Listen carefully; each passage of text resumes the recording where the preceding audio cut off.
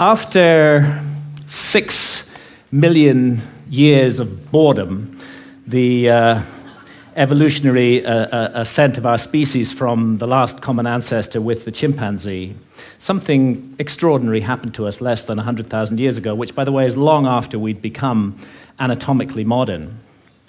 It was a kind of emergence into consciousness less than 100,000 years ago, really less than 40,000 years ago, when we became fully symbolic creatures.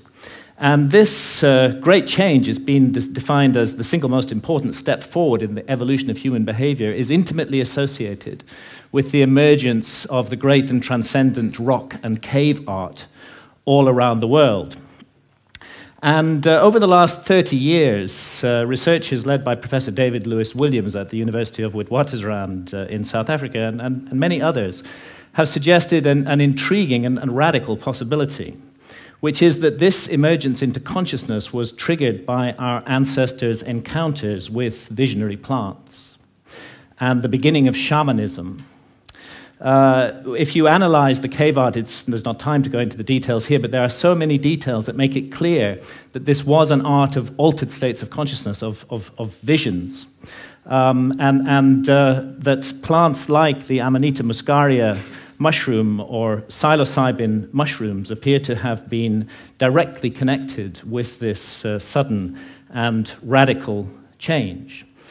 So to investigate this possibility, when I got interested in this mystery, I went down to the Amazon, where there are still surviving shamanistic cultures today, and where they drink the powerful visionary brew, ayahuasca, of which the active ingredient is dimethyltryptamine, DMT, which is actually closely related at the molecular level to psilocybin. Now, normally, DMT cannot be activated orally. When we encounter it in the West, it's generally smoked.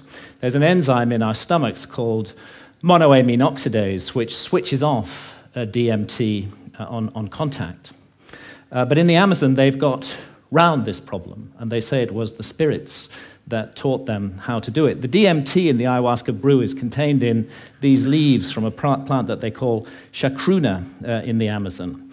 And there they mix it together with this vine. And out of the 150,000 different species of plants and trees in the Amazon, this is the one that contains a monoamine oxidase inhibitor, which switches off that enzyme in our stomachs and allows the DMT in the leaves, when the two are married together and cooked in water, to be absorbed orally and takes us on a 4-hour journey into extraordinary realms.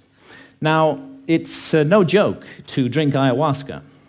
The ayahuasca brew it has a foul taste, really hideous, and a dreadful smell. And after you've drunk your cup, you'll find within 45 minutes or so that you're sweating, that you're feeling nauseous. Pretty soon you may well be vomiting, you may well have diarrhea. So, nobody's doing this for recreation. And I'd like to add that I don't think any of the psychedelics should be used for recreation. They have much more serious and important mission with humanity. So we're not doing this for fun. But what draws people to ayahuasca again and again to brace themselves for this experience, and you do have to brace yourself, is its extraordinary effects at the level of consciousness. And one of those effects has to do with creativity, and we can see the creative cosmogenic impulse of ayahuasca in the paintings of ayahuasca shamans from Peru, like the paintings of Pablo Amaringo here, those richly saturated colors, the amazing visions that they reproduce. And this creative impulse has also spread to Western artists. Many Western artists now have been deeply influenced by ayahuasca and are also painting their visions. And as these paintings show, another universal experience of ayahuasca is the encounter with seemingly intelligent entities which communicate with us telepathically. Now, I'm making no claim one way or another as to the reality status of these entities we encounter, simply that phenomenologically, in the ayahuasca experience, they are encountered by people all over the world. And most frequently of all, the spirit of ayahuasca herself, Mother Ayahuasca, who is a healer. And although she's kind of the mother goddess of the planet, She seems to take a direct personal interest in us as individuals, to heal our ills, to want us to be the best that we can possibly be, to correct errors and mistakes in our behavior that may be leading us down the wrong path. And this is perhaps why, and it's an untold story, really, ayahuasca has been fantastically successful in getting people off harmful addictions to hard drugs such as heroin and cocaine. Jacques Mabit at the Taquihuasi Clinic in Peru brings heroin and cocaine addicts out there for a month, gives them 12 ayahuasca sessions, and they have encounters with Mother Ayahuasca during those sessions that lead them not to wish to take heroin or cocaine anymore, and more than half leave completely free of their addiction, never return to it, and don't even have withdrawal symptoms. And the same incredible healing work was being done in Canada by Dr. Gabor Mate until the Canadian government intervened and stopped his healing practice on the grounds that ayahuasca itself was an illegal drug. Now, I have some personal experience of this. I have not been addicted to heroin or cocaine, but I had a 24-year non-stop cannabis habit. And this started off smoking the herb and laterally vaporizing it, but the basic truth is that for 24 years, I was pretty much permanently stoned. And I enjoyed being stoned. And I felt that it helped me with my work as a writer, and perhaps at some point it did. But when I first encountered ayahuasca, I'd already been smoking cannabis for 16 years, and almost immediately, ayahuasca started giving me messages that this was no longer serving me, that it was leading me to behave in negative and unhelpful ways towards others. And of course, I ignored those messages for years and years and went back to being stoned 16 hours a day. But that negative behavior that ayahuasca was pointing up did actually get worse and worse. I don't want to put down cannabis, and I believe it's the sovereign right of every adult to choose to smoke cannabis if they wish to do so. But I think I was overusing it. I think I was abusing it, not using it responsibly. And I became more and more paranoid, jealous, possessive, suspicious. I was subject to irrational rages. I often made the life of my beloved partner, Santha, a misery. And when I went down for my regular encounter with ayahuasca in October 2011, I was given the most unbelievable kicking by Mother Ayahuasca. And I was put through an ordeal. It was a kind of life review. And it's not an accident that ayahuasca is the vine of the dead. I was shown my death. And I was shown that if I came to death, and what awaits us after death, without having corrected the mistakes that I was making in my life, that it would be a very bad thing for me. And actually, Mother Ayahuasca literally took me to hell. And that hell was a little like this hell painted by Hieronymus Bosch, a truly terrible place, and a little like the place that the ancient Egyptians called the judgment hall of Osiris, where our souls are weighed in the scales in the presence of the gods, against the feather of truth, of justice, of cosmic harmony. And I was shown that the path I was walking, my abuse of cannabis and the behavior associated with it, was going to lead me to be found wanting in the judgment, and that I might face annihilation in the world beyond death. So perhaps not surprising that when I came back to England later in October 2011, I gave up cannabis. And I've never smoked it again since then. And actually, and again, I'm speaking only personally with no comment on others' use of cannabis, it's as though a monkey has been lifted off my back. I'm liberated in incredible ways. Far from my creativity being inhibited, I find myself writing much more productively, much more creatively, much more focused, and much more efficiently. As well, and I've begun to be able to address those negative aspects of my behavior which cannabis had revealed, and hopefully to make myself slowly, it's a long progress, into a more nurturing, more loving, more positive person. And this whole transformation, it really has been a personal transformation for me, was made possible by this encounter with death that Mother Ayahuasca gave me. And, you know, that leads me to ask, what is death? Our materialist science reduces everything to matter. Materialist science in the West says that we are just meat, we're just our bodies. So when the brain is dead, that's the end of consciousness. There is no life after death. There is no soul. We just rot and are gone. But actually, many honest scientists should admit that consciousness is the greatest mystery of science, and that we don't know exactly how it works. The brain's involved in it in some way, but we're not sure how. Could be that the brain generates consciousness the way a generator makes electricity. If you hold to that paradigm, then of course you can't believe in life after death. When the generator's broken, consciousness is gone. But it's equally possible that the relationship, and nothing in neuroscience rules it out, that the relationship is more like the relationship of the TV signal to the TV set. And in that case, when the TV set is broken, of course, the TV signal continues. And this is the paradigm of all spiritual traditions, that we are immortal souls, temporarily incarnated in these physical forms to learn and to grow and to develop. And really, if we want to know about this mystery, the last people we should ask are materialist reductionist scientists. They have nothing to say on the matter at all. Let's go rather to the ancient Egyptians, who put their best minds to work for 3,000 years on the problem of death and on the problem of how we should live our lives to prepare for what we will confront after death.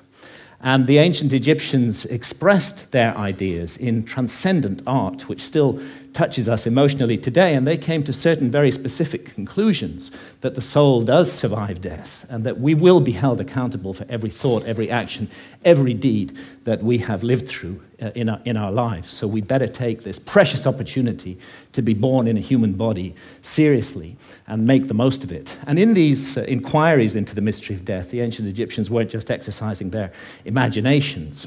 They highly valued dream states, and it's now known that they used visionary plants like the hallucinogenic blue water lily. And it's interesting that the ancient Egyptian tree of life has recently been identified as the Acacia nilotica, which contains high quantities of DMT, dimethyltryptamine, the same active ingredient that we find in ayahuasca.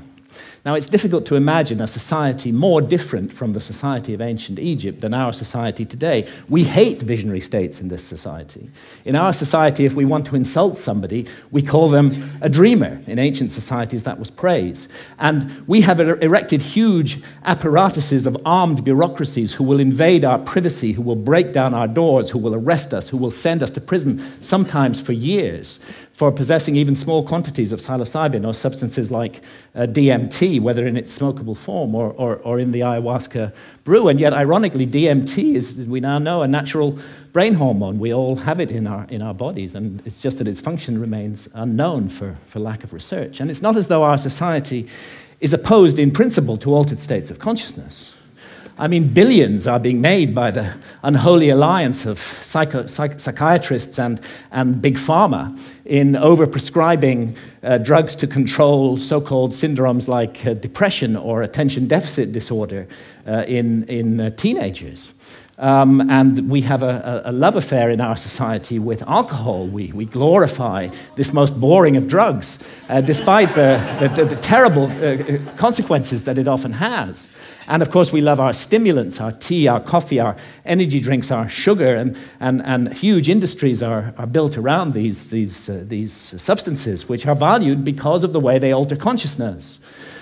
But what all these approved altered states of consciousness have in common is that none of them contradict or conflict with the basic state of consciousness valued by our society, which I would call the alert, problem-solving state of consciousness, which is good for the more mundane aspects of science. It's good for the prosecution of warfare. It's good for commerce. It's good for politics. But I think everybody realizes that the promise of a society over-monopolistically based upon this state of consciousness has proved hollow, and that this model is no longer working, that it's broken in every possible sense that a model can be broken, and that urgently we need to find something to replace it. The vast problems of global pollution that have resulted from the single-minded pursuit of profit, the horrors of nuclear proliferation, the specter of hunger, that millions every night go to bed starving, that we can't even solve this problem despite our alert problem-solving state of consciousness. And look what's happening in the Amazon, the lungs of our planet, this precious home of biodiversity. The old-growth rainforest being cut down and replaced with soybean farms so we can feed cattle, so that we can all eat hamburgers. Only a truly insane global state of consciousness could allow such an abomination to occur. And I did a back-of-an-envelope calculation during the Iraq War. It seems to me that 6 months' expenditure on the Iraq war would have solved the problem of the Amazon forever, would be sufficient to compensate the peoples of the Amazon so that no single tree ever needed to be cut down again to garden and look after that amazing resource. But we can't make that decision as a global community. We can spend countless billions on warfare, on hatred, on fear, on suspicion, on division, but we can't get together the collective effort to save the lungs of our planet. And this is perhaps why shamans from the Amazon are now mounting a kind of reverse missionary activity. When I've asked shamans about the sickness of the West, they say it's quite simple. You guys have severed your connection with spirit. Unless you reconnect with spirit and do so soon, you're going to bring the whole house of cards down around your heads and ours.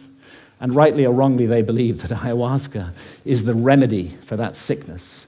And many now are being called to the Amazon to drink ayahuasca, and ayahuasca shamans are traveling throughout the West, offering the brew, often under the radar, often at personal risk, to bring about consciousness change. And it's true that the message of ayahuasca, the universal message, is about the sacred, magical, enchanted, infinitely precious nature of life on Earth and the interdependence of material and spiritual realms. And it's impossible to work with ayahuasca for long without being deeply and profoundly affected by this message. And let's not forget that ayahuasca is not alone, that it's part of an ancient worldwide system of the targeted, careful, responsible alteration of consciousness.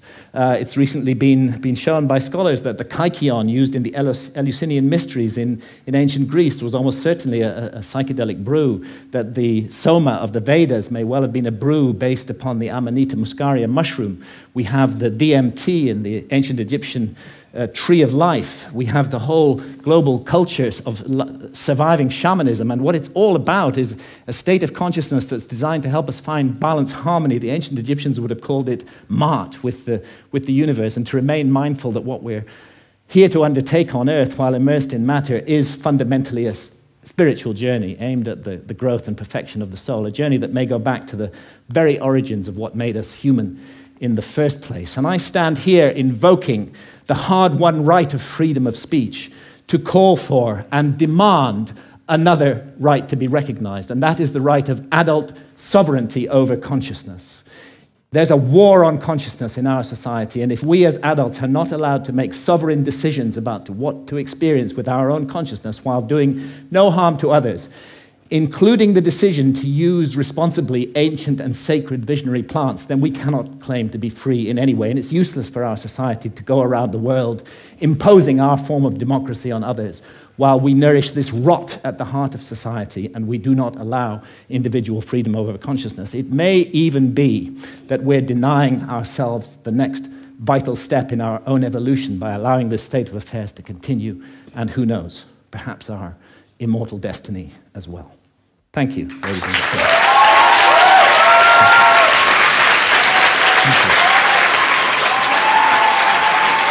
Thank you. Thank you.